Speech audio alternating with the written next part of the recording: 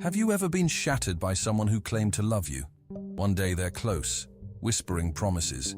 The next, they vanish into silence, distance, or cold indifference. It cuts deeper than any knife, leaving you drowning in confusion and pain. What did I do wrong? Why am I not enough?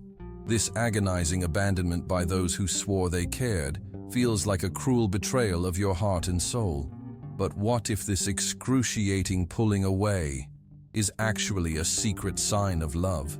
Shocking as it seems, the painful separation you're enduring right now might be a profound hidden message from the depths of the human psyche. A message revealed through the groundbreaking wisdom of Jung. He uncovered that love isn't just sweet feelings. It's a powerful force that ignites our deepest, darkest fears, hidden shadows, and buried traumas we never knew existed. This very force is likely activating right now in your life, or the life of someone you cherish. How many times have you felt this agonizing split, craving closeness like oxygen, yet paralyzed by a terrifying fear of truly surrendering? That push-pull torment isn't random. Jung discovered it's often an unconscious survival mechanism. What looks like rejection might be a desperate, invisible retreat, a psyche overwhelmed by emotions too intense to face, triggering a protective shutdown. The brutal pain of this loss feels like the end. But here's the life-changing truth. This very moment of devastation is often the hidden spark for massive spiritual and emotional growth. Stay with me. In just minutes, you'll discover the explosive psychological reason behind why love retreats. You'll finally understand what's violently awakening inside you, or the person distancing from you. And I'll reveal how to transform this crushing challenge into your most powerful opportunity for radical self-discovery and permanent personal transformation, guided by Jung's timeless principles. This knowledge is urgent. Thousands watching right now aren't subscribed. If that's you, please hit that subscribe button and tap the notification bell. Why risk missing the crucial insights coming next that could heal your relationships and unlock your true self? Smash that like button. If this resonates with your deepest pain right now, it helps this message reach others silently suffering. Drop a comment below. Awakening. If you're ready to uncover the hidden truth behind the distance, your breakthrough starts now. You know, love is one of those human experiences that carries a profound duality. It has the power to elevate, nurture, heal, and at the same time, to confuse, generate pain, and discomfort. It's curious how when someone pulls away from us, that old internal script almost automatically arises. They don't love me anymore. I did something wrong. But what if I told you this distancing could paradoxically be a manifestation of love itself, an unconscious attempt to protect oneself and others from something that may be becoming too intense? From the perspective of analytical psychology, love isn't just this beautiful encounter between two consciousnesses. It's also the encounter of two unconsciousnesses. And when this happens, old fears, insecurities, forgotten traumas rise to the surface. It's as if suddenly the other person begins reflecting not just our desire for connection, but also everything we haven't resolved within ourselves. And it's at that point where that seemingly senseless pain arises, pain that actually carries a hidden invitation to our own growth. Perhaps you've already lived this.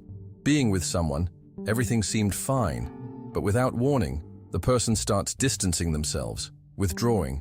The first impulse is to believe something died, that love no longer exists. But is that really true? Or is this distancing an unconscious attempt to gain inner space, to deal with emotions that were until then latent? Jung said that the meeting of two personalities is like the contact of two chemical substances. If there's any reaction, both are transformed. And that's precisely where one of the greatest paradoxes of true love resides. It's not just comfort, security, and sweetness. It's also a powerful trigger that puts us face to face with our own shadows. Love, when it's true, carries within it not only the promise of union, but also the possibility of transformation. And maybe, just maybe, this movement of distancing isn't a sign of rejection, but rather a reflection of this internal process that's beginning to happen. This leads us to consider an even deeper point that Carl Jung understood well. When we fall in love, something far more complex than we imagine begins to happen. Love isn't limited to the realm of consciousness, rational thoughts, or superficial feelings. It activates much deeper layers of the psyche. It's as if the unconscious, which until then remained silent, begins to stir, bringing to the surface old fears, forgotten traumas, desires we often didn't even know existed. And it's precisely here that love stops being mere enchantment and becomes a true path of self-knowledge. Carl Jung warned us about this masterfully. According to him, until you make the unconscious conscious, it will direct your life, and you will call it fate. And in relationships, this is evident. Have you ever noticed how sometimes we react in ways we can't even explain, as if suddenly we're being guided by something greater than ourselves? That something is precisely the unconscious content that love activates without asking permission. What few people understand is that this activation of the unconscious isn't necessarily negative. On the contrary, it's a unique opportunity. When the other person awakens insecurities, anxiety, fear of rejection, or even impulsive behaviors in us, that doesn't mean love is bad. It means this love is fulfilling a much more important role, revealing the parts of us that still need to be seen, understood, integrated. Love thus becomes a powerful tool for growth and transformation. But we're not always prepared for this. And when these emotions emerge, often overwhelmingly, the first impulse is to flee, withdraw, or project the blame for that discomfort onto the other person. And here begins a silent but deeply impactful dynamic that many experience without even realizing it. A dynamic that leads us directly to understanding the effects of that mirror love becomes when feelings intensify. It's incredible. The deeper the love, the more it functions as a mirror. But not just any mirror. It's a mirror of the soul. It reflects not only the beautiful in us, our desires, dreams, and virtues, but also our unhealed wounds, our oldest fears, our own inner duality. And sometimes this reflection becomes so intense, so uncomfortable, that the only path the psyche finds is that of withdrawal, of distancing. Imagine someone who throughout their life learned to protect themselves from pain, perhaps by developing defense mechanisms like control, isolation, or even denial of their own emotions. When that person finds true love, one that moves them deeply, that entire castle of protection begins to crumble. And in that same moment, love stops being just sweet and becomes a catalyst for transformation. However, transformation for the unconscious is often perceived as a threat. And that's when behaviors that seem incoherent on the surface arise. The person starts distancing themselves for no apparent reason, closes off, becomes colder, more distant. But in reality, they're trying to protect themselves from their own internal collapse. Carl Jung said, "What you resist persists, and what you accept transforms you." And few things reveal what we deny so much as a love that truly sees us. Have you ever noticed how at certain times love seems to confront us more than it consoles us? As if when we look into each other's eyes, we're actually looking at parts of ourselves we never had. The courage to face. And it's precisely this intensity that often leads to an unconscious distancing. A distancing that speaks not of a lack of love, but of a silent struggle between the desire to surrender and the overwhelming fear of vulnerability. And this leads us directly to understanding how this love also reopens past wounds we thought were healed.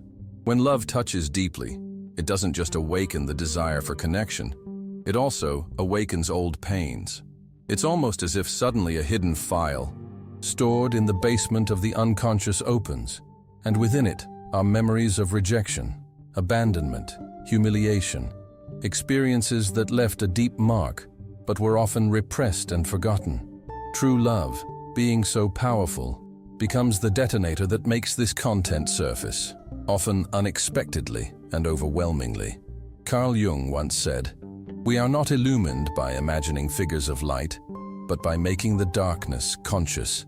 And love fulfills exactly that role, illuminating what was hidden, but not. Everyone is prepared for this encounter with themselves. That's why it's common that in the face of this emotional whirlwind, people withdraw not for lack of love, but because they simply don't know how to deal with the force of these emotions that were until then latent. The fear of abandonment, for example, can be so intense that any sign of vulnerability becomes unbearable. And paradoxically, it's precisely love, that which could heal, that activates this wound. Thus arises an unconscious need to control, to protect oneself, to distance, not because the feeling isn't true, but because the unconscious interprets the intensity of the connection as a possible threat to one's own psychic integrity. Have you noticed how sometimes those who love the most hide the most? Those who feel the most are those who flee the most. This doesn't mean this love isn't real. In fact, it's the opposite. The truer the love, the more it touches our internal structures, dismantles our armor, and puts us face to face with our own fragility. And it's precisely this conflict between the desire to love and the fear of losing oneself in the other that gives rise to behaviors that seem contradictory and leads us to an even subtler dynamic that deserves to be deeply understood. There's a silent dance that many relationships end up experiencing, an almost invisible movement, but deeply felt. On one hand, there's the genuine desire for intimacy, connection, the comfort that only true love can offer. But on the other hand arises fear. Fear of vulnerability, of emotional nakedness, of being seen in one's entirety, with one's lights, yes, but also with one's shadows, fears, and imperfections. And from this inner duality is born the back and forth, the encounter followed by distancing. It's a conflict that most of the time doesn't happen at the conscious level. The person doesn't rationally decide to pull away. What happens is that when the relationship reaches a point too deep, that point where it's no longer possible to pretend, control, or hide, the unconscious activates automatic defense mechanisms. Carl Jung explains it brilliantly. What you resist persists, and the more we resist our own vulnerability, the more it imposes itself through behaviors we don't even understand. That's why those observing from outside often wonder, but why? Yesterday they seemed so present, so connected, and today they simply shut down, disappeared, grew cold. And indeed, it seems incoherent, but in reality, this cycle reflects an internal battle that often not even the person themselves understands. They seek the comfort of love, and at the same time fear being consumed by it. They want to yield, but are afraid of losing control. They want closeness, but fear that closeness will reveal weaknesses they themselves learn to hide from a very young age. Have you ever experienced something like this? Or perhaps witnessed this behavior in someone you love? The thing is, often this movement doesn't speak about the other. It speaks of the ghosts that love awakens. And understanding this dynamic is essential to avoid falling into the trap of misinterpretations. Because from this point on, we begin to understand that not all separation means a lack of love. Often, it's just a silent plea for time, space, and above all, inner security. And this leads us to reflect on an even more delicate but extremely necessary concept: detachment. You know, there's a lot of confusion, especially when we're emotionally involved. We often interpret detachment as coldness, disinterest, as if the other person simply no longer cares. But in reality, what happens within the human psyche is far more complex than our eyes can perceive. Detachment often has nothing to do with a lack of love, and everything to do with a silent battle against deep fears that the unconscious itself doesn't yet know how to name. Carl Jung used to say, "Only what is really oneself has the power to heal." And that includes recognizing that sometimes separation isn't about the other person, it's about yourself. Pursuing, demanding, insisting. In many cases, this only worsens this internal process, causing the person to close off even more. True love understands that there are moments when it's necessary to allow the other person to breathe, reflect, reorganize their inner world without pressures, without impositions. And I know it's not easy. When we like someone, our first reaction to distance is to seek, ask, try, to resolve. But in the unconscious dynamic, this movement can be interpreted as an invasion, generating even more withdrawal and distancing. That's why practicing detachment isn't giving up on love. It's allowing love to happen in a more mature, freer way. where each person has space to tend to their own wounds, their own fears, their own projections. Have you noticed how often trying to force a reunion or a response only generates more silence on the other side? It's almost like squeezing something that needs space to expand. And curiously, when we offer that space, when we stop resisting, something changes.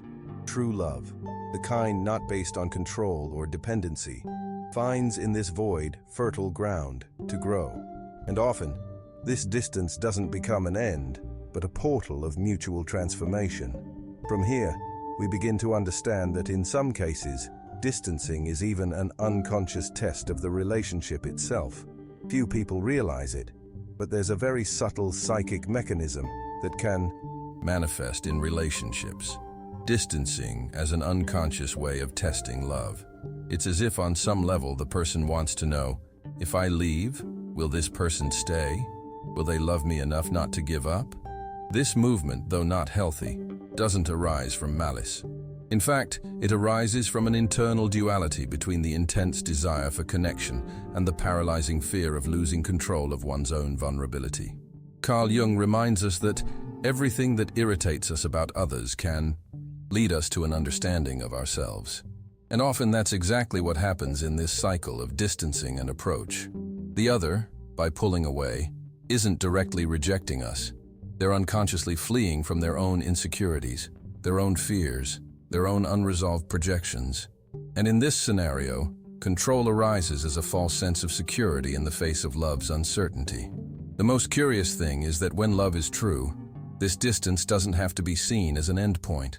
Instead, it becomes a sacred space for growth, a pause that allows both parties to look inward, revisit their wounds, understand their own patterns, their own withdrawals, and, who knows, return more conscious, more mature, and better prepared to sustain a relationship based not on control, but on emotional freedom.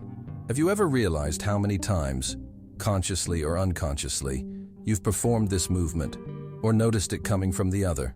The question remains, how can we transform this space of silence, which so often generates pain, into fertile ground for personal transformation? Because in the end, whoever pulls away isn't fleeing from you, they're fleeing from themselves. And understanding this changes absolutely everything in how we experience love. This inevitably leads us to reflect on an even deeper point: projections. There's an uncomfortable but profoundly liberating truth that few have the courage to confront. Often, those who distance themselves from us don't even consciously understand the true reason for their distance. What operates silently is the unconscious, a territory where fears, traumas, old wounds, and above all, projections reside. Yes, projections, that natural tendency of the psyche to see in others what we often cannot recognize in ourselves. Carl Jung said, "The meeting of two personalities is like the contact of two chemical substances. If there is any reaction, both are transformed." And precisely for that reason, true love isn't a neutral field. It reveals. It opens wounds. It brings to the surface everything that was hidden: fears, insecurities, needs, pain. And when this revelation happens intensely, the person who isn't prepared may start to withdraw, to distance themselves, not because they don't love, but because they're fleeing from parts of themselves they don't yet know how to embrace. It's at this point that one of the greatest emotional mistakes arises, interpreting separation as rejection. In reality, the other person is unconsciously saying something like, "I don't know how to deal with what you've awakened in me." And here's where the beauty and challenge of self-knowledge enter. Because when we understand that the other person's movement speaks far more about their own internal conflicts than about our worth, something within us finally begins to free itself. Have you ever stopped to think about how many times you've felt rejected without realizing you were actually dealing with someone in conflict with themselves? Moreover, have you noticed how many times you've distanced yourself from something or someone, not because you didn't like them, but because you didn't know how to deal with what that connection awakened? Understanding this completely changes how we experience relationships, and above all, how we process what we often insist on calling loss. And perhaps it's precisely here that we begin to understand that not all separation is definitive, and that sometimes it comes to teach us, not to punish us. There's a profoundly transformative thought that, when truly understood, changes our relationship with love, with life, and with ourselves. Not all love comes to stay. Some connections exist, not to be eternal, but to awaken us. And though our mind tries to cling, the unconscious knows the true purpose of certain encounters isn't possession, it's growth. Sometimes love arrives as a catalyst for transformation, not as a promise of eternity.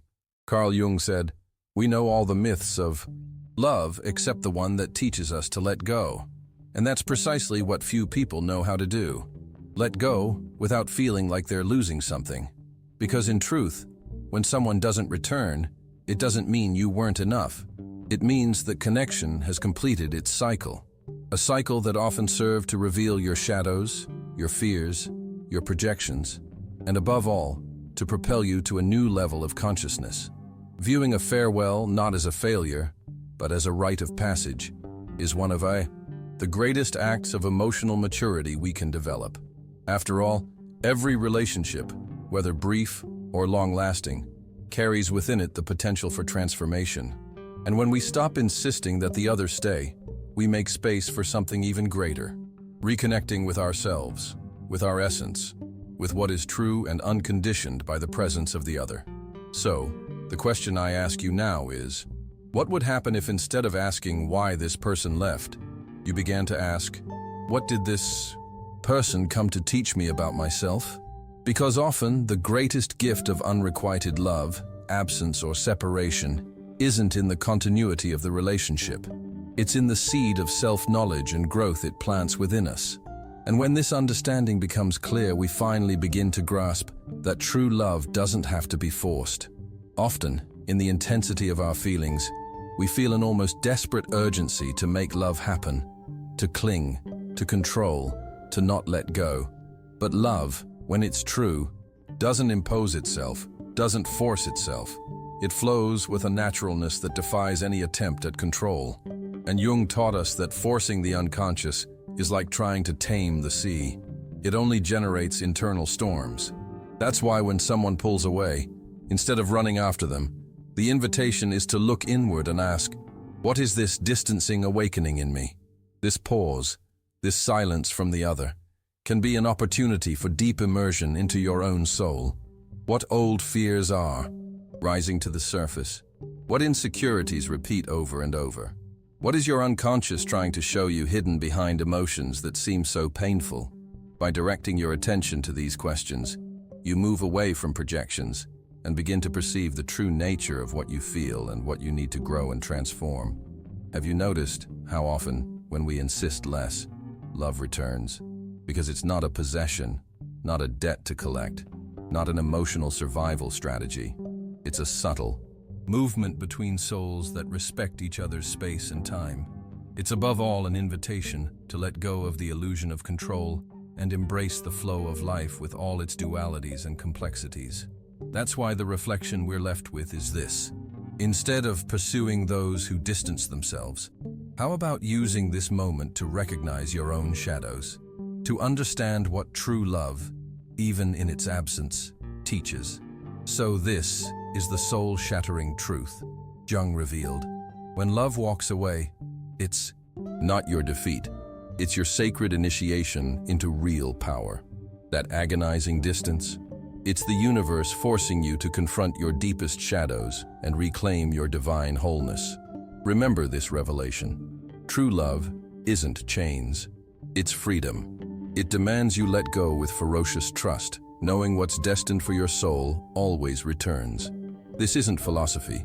It's Jung's irrefutable law of the awakened heart. That withdrawal you're surviving, it's your psyche screaming for you to ignite, your inner revolution, to face every buried fear, shed every false mask, and blaze as your truest self. This is how you transmute pain into eternal power. Your transformation starts right now. Feel that shift? That's your spirit unlocking. But this is just the beginning. What comes next will shatter everything you thought about destiny and desire. Thousands are watching right now, unsubscribed. Don't be one of them. If this truth struck your core, massacre that like button. It fuels our mission to liberate others trapped in pain. Subscribe and hit the bell or risk missing the next critical revelation that could rewrite your entire love blueprint. Command your breakthrough below. Type Shadow Alchemy if you're ready to turn your deepest wounds into superpower. The journey continues, and your ultimate awakening awaits.